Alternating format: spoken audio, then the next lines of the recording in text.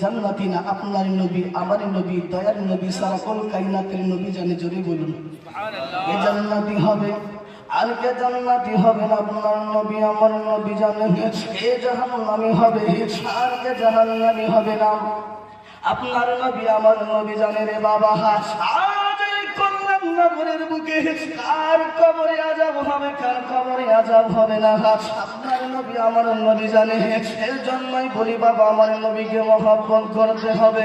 ওই নবীকে মহব্বত করেছিল হযরত আবু বকর, ওই নবীকে মহব্বত করেছিল হযরত আলী, ওই নবীকে মহব্বত করেছিল ওয়াইশকুরুনি রাদিয়াল্লাহু তাআলা আনহু। ওই নবীজির এক পাগল ছিলেন সাহাবী বাবা হযরত বেলাল রাদিয়াল্লাহু তাআলা আনহু। এই বেলাল নবীকে এত মহব্বত করেছে গো।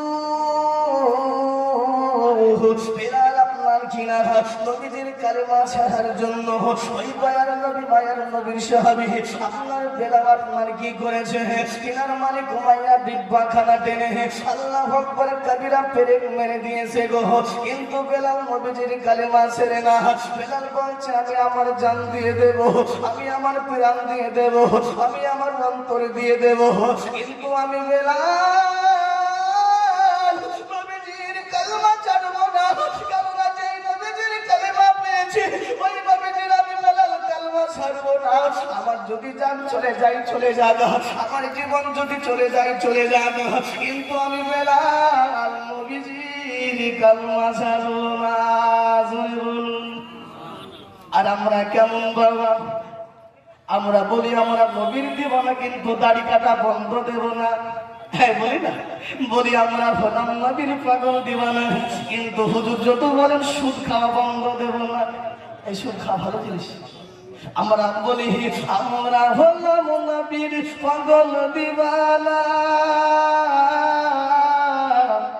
হুজুর যতই বলুন দাড়ি কাটা বন্ধ দেব না।